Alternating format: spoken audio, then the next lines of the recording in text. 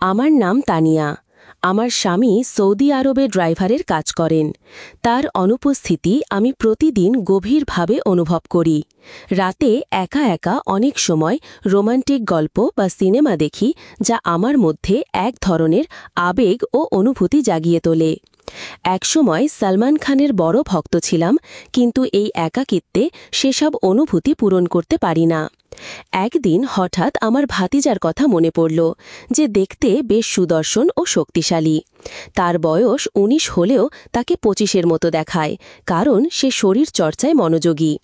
তখন ভাবলাম, আমার স্বামী যখন দূরে, কেন এই একাকিত্ব কিছু আনন্দময় মুহূর্তে পরিণত করব না। আমার বিবাহ হয়েছে মাত্র ১ মাস হল, আর স্বামী কাজের জন্য সৌদি আরবে চলে গিয়েছেন। তার এই দীর্ঘ অনুপস্থিতিতে আমার মনে এক ধরনের খালি অনুভূতি সৃষ্টি হয়েছে।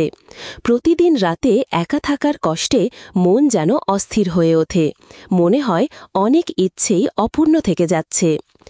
একদিন একাকিত্ব কাটানোর জন্য সাজগোজ করে ঘরে বসেছিলাম। ভাবলাম, ভাতিজার সাথে একটু কথা বললে মন কিছুটা হালকা লাগবে। তাকে ঘরে ডেকে এনে কথা বলার চেষ্টা করলাম। আমাকে দেখে সে হাসল এবং বলল, আপনি যা বলতে চান খোলাখুলি বলুন, আমি সব শুনতে প্রস্তুত। তার কথা শুনে বিস্মিত হলেও এক ধরনের শান্তি অনুভব করলাম। এতদিন মনের কথা কারো সাথে ভাগাভাগি করতে পারিনি।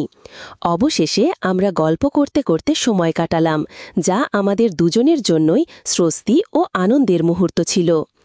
বন্ধুরা, আজকের গল্পটা অনেক স্পেশাল। আশা করছি তোমাদের ভালো লাগবে। প্রতিদিন গল্প শুনতে চাইলে আর গল্পগুলো ভালো লাগলে ভিডিওটি লাইক, শেয়ার এবং চ্যানেলটি সাবস্ক্রাইব করো। ছোটবেলা থেকেই আমার বিয়ের প্রতি বিশেষ আকর্ষণ ছিল।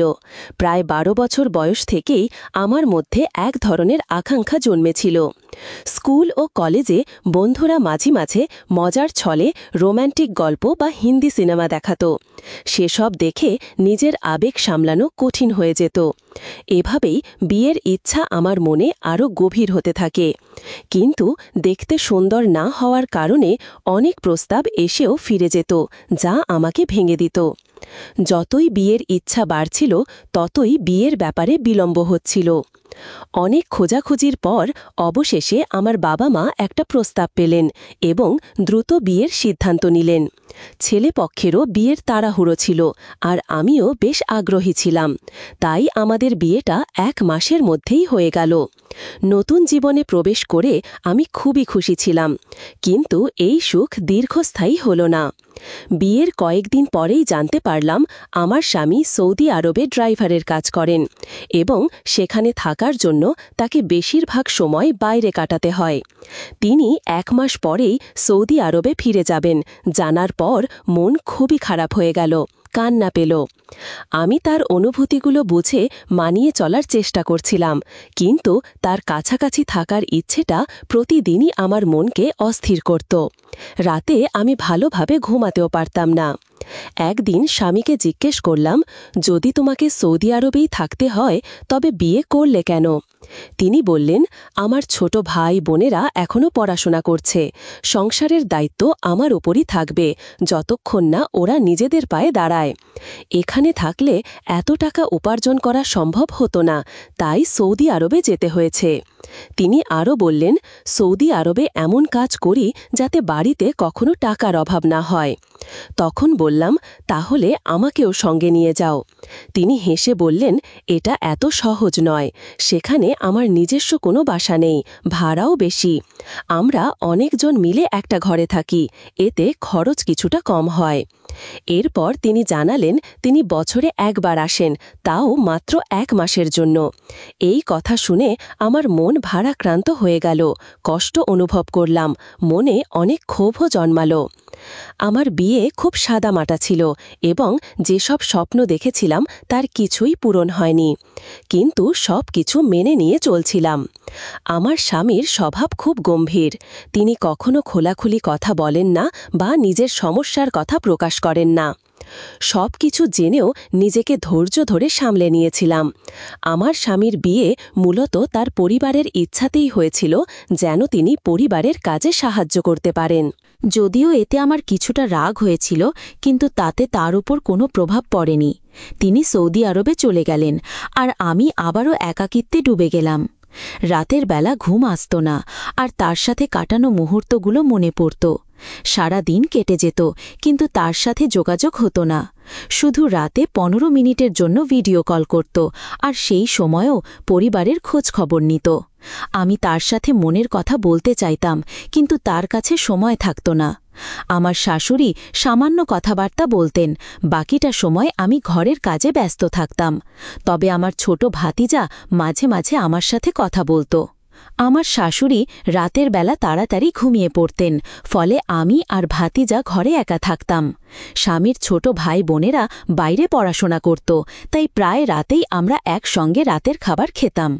আমার ভাতিজা খুবই হাসিখুশি ছেলে, সারা রাত তার বিশ্ববিদ্যালয়ের গল্প শোনাত, যদিও তার গল্পে আমার তেমন আগ্রহ ছিল না।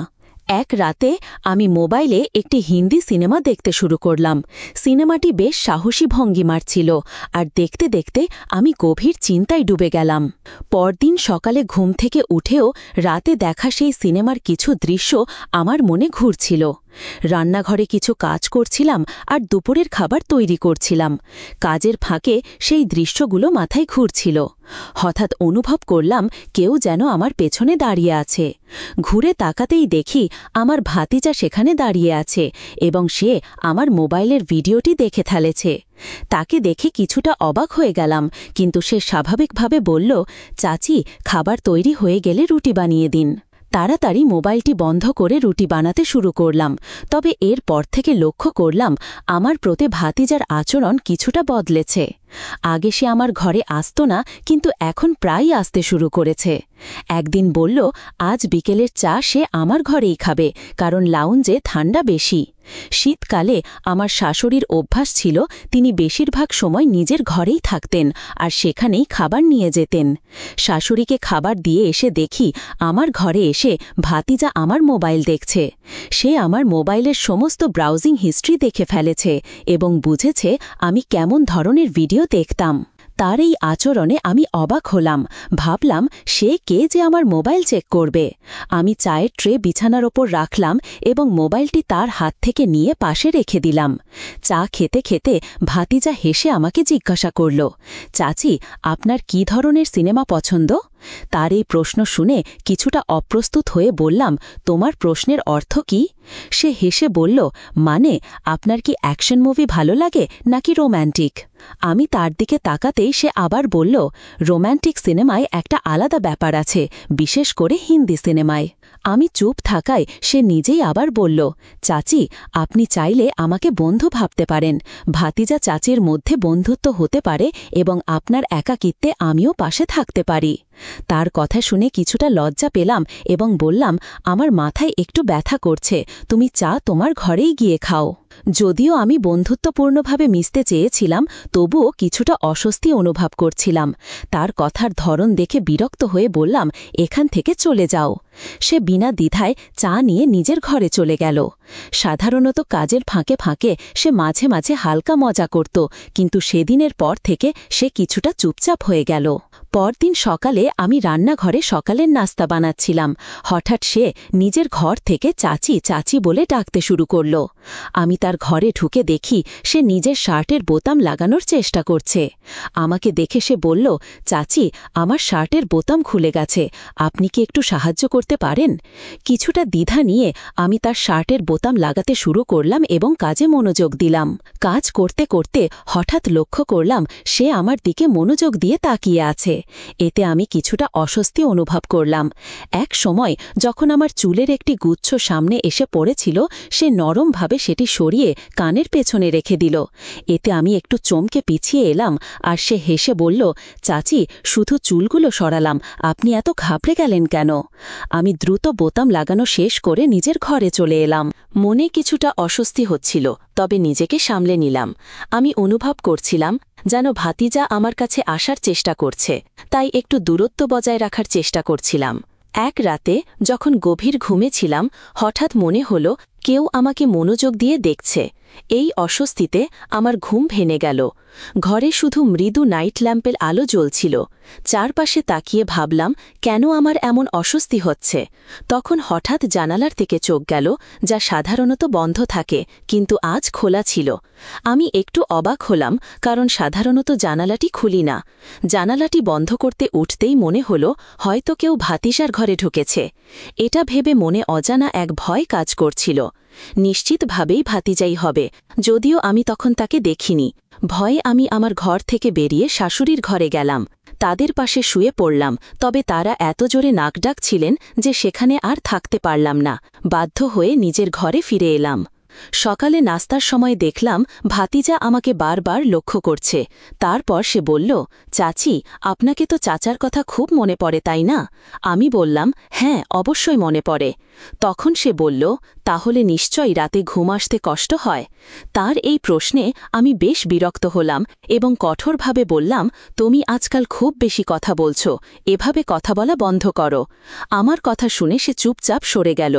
পরের রাতে দেখি আমার ঘরের জানালা অদ্ভুতভাবে খোলা এবং জানালার কাছে ভাতিজা দাঁড়িয়ে আছে। এটা দেখে আমার খুব খারাপ লাগল। পরের দিন তাকে জিজ্ঞাসা করলাম, তুমি আমার ঘরের জানালার কাছে কেন এসেছিলে? সে মৃদু হেসে বলল, চাচি, আপনাকে ঘুমাতে দেখে খুব ভালো লাগছিল। তার এই কথা শুনে আমার রাগ হল এবং বললাম, এবার থেকে এমন কিছু করলে তোমার চাচাকে জানাবো। আমার কথা শুনে সে একটু বিরক্ত হয়ে চলে গেল। পরের রাতে যখন আমি ঘুমাচ্ছিলাম হঠাৎ মনে হল কেউ আমার ঘরে আছে। চোখ খুলে দেখি ভাতিজা খুব কাছাকাছি দাঁড়িয়ে আছে। ভয় আর বিস্ময়ে তাকে বললাম, তুমি আমার ঘরে কি করছো? সে বলল, ঘরের দরজা খোলা ছিল তাই ঢুকে পড়লাম। আসলে চাচা যখন এখানে নেই তখন আপনার খেয়াল রাখতে ইচ্ছে হয়। আমি রাগান্বিত হয়ে তাকে সতর্ক করে বললাম, এই ধরনের আচরণ আর কখনো করবে না এবং সীমার মধ্যে থাকবে। সে আমার কথা শুনে ঘর থেকে চলে গেল। এরপর থেকে আমি সবসময় সতর্ক থাকি এবং তাকে তার সীমার মধ্যে থাকতে বুঝিয়ে দিয়েছি। তার পরের দিন রাতে আমি যখন ঘুমাচ্ছিলাম আবার মনে হলো কেউ ঘরে এসেছে। চোখ খুলে দেখি ভাতিজা খুব কাছাকাছি দাঁড়িয়ে আছে। ভয় আর বিস্ময়ে তাকে বললাম, তুমি আমার ঘরে কি করছো? সে বলল, ঘরের দরজা খোলা ছিল তাই ঢুকে পড়লাম। আসলে চাচা যখন এখানে নেই তখন আপনার খেয়াল রাখতে ইচ্ছে হয়। আমি রাগান্বিত হয়ে তাকে সতর্ক করে বললাম, এই ধরনের আচরণ আর কখনো করবে না এবং সীমার মধ্যে থাকবে। সে আমার কথা শুনে ঘর থেকে চলে গেল।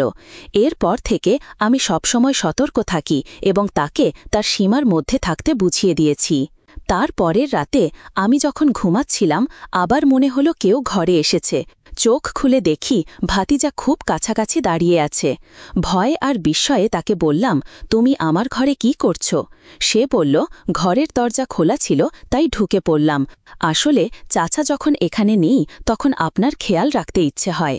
আমি রাগান্বিত হয়ে তাকে সতর্ক করে বললাম, এই ধরনের আচরণ আর কখনো করবে না এবং সীমার মধ্যে থাকবে। সে আমার কথা শুনে ঘর থেকে চলে গেল। এরপর থেকে আমি সব সময় সতর্ক থাকি এবং তাকে তার সীমার মধ্যে থাকতে বুঝিয়ে দিয়েছি। তার পরের দিন রাতে আমি যখন ঘুমাচ্ছিলাম আবার মনে হলো কেউ ঘরে এসেছে। চোখ খুলে দেখি ভাতিজা এসে বিভিন্ন কথা বলতে শুরু করেছে। সে বলল, চাচি, বিষয়টা এত সহজ ছিল না। তার আচরণ আর মিষ্টি কথাগুলো যেন আমাকে অসহায় করে দিয়েছিল। তার কথার ধরন আমাকে গভীরভাবে নাড়া দিল। এভাবে অনেক অস্থিরতা আমার মনে বাসা বাঁধল। তাকে বললাম, তুমি যা করেছ তা একদম ঠিক হয়নি। আমি আল্লাহর কাছে প্রার্থনা করব যেন তিনি তোমাকে শাস্তি দেন। সে বলল, চাচি, আপনি যেসব সিনেমা এবং গল্প দেখেন তা কি জানেন? আপনার মনেও তো ওসব চলতে থাকে। বলেই সে চলে গেল। আমি কখনো চাইনি এমন কিছু ঘটুক। পরের দিন আমি কিছু না বলে মায়ের বাড়ি চলে গেলাম। মনে মনে ভাবছিলাম আমার স্বামীকে সবকিছু জানাবো কিনা। আমি এতদিন এই কথা কাউকে বলিনি। তবে পরের দিন আমার এক বন্ধুর সঙ্গে দেখা হলে তাকে পুরো বিষয়টি খুলে বললাম। তিনি বললেন, শুরু থেকেই তুমি তোমার ভাতিজার প্রতি খুব খোলামেলা আচরণ করেছ। আর যদি তুমি এই ঘটনা তোমার স্বামীকে বলো তবে সে হয়তো তোমার কথা বিশ্বাস করবে না, বরং তোমাকে ভুল বুঝবে। তাই এ ঘটনা গোপন রাখো। এছাড়াও তিনি আমাকে পরামর্শ দিলেন যে আমি যেন আমার স্বামীকে বলি আমাকে সৌদি আরবে ডেকে নিয়ে যেতে, যাতে আমি তার সঙ্গে সেখানে থাকতে পারি। আমি এই পরামর্শ গ্রহণ করলাম এবং আমার স্বামীকে বললাম যে যদি তিনি আমাকে সৌদি আরবে না নিয়ে যান তবে আমি বিচ্ছেদের কথা ভাবতে বাধ্য হব। তিনি আমার অনুরোধ মেনে নিলেন এবং আমাকে তাই আমি মোবাইল থেকে সব অপ্রয়োজনীয় ভিডিও ও সিনেমা মুছে ফেললাম। সময় চলতে থাকল এবং আমার ভাতিজার বিয়ের সময় ঘনিয়ে এলো। যখন আমার স্বামী বাড়ি যাবার প্রস্তুতি নিচ্ছিলেন, আমি বললাম, আমি আপনার সঙ্গে যেতে পারব না, এখানেই থাকব এবং আপনার জন্য অপেক্ষা করব। তিনি একাই বাড়িতে চলে গেলেন, কিন্তু মাত্র 1 সপ্তাহের মধ্যেই দ্রুত ফিরে এলেন। ফিরে এসে বললেন, আমি তোমাকে খুব মিস করেছি, তাই ফিরে আসতে বাধ্য হলাম। 6 মাস পর আমরা জানতে পারলাম যে আমার ভাতিজার স্ত্রী অন্য কারো সঙ্গে ধরা পড়েছে। এটি শুনে আমার মনে অনেক শান্তি এলো, কারণ যে ব্যক্তি আমার জীবনকে অশান্ত করেছিল, আল্লাহ তাকে শিক্ষা দিতে শুরু করেছেন।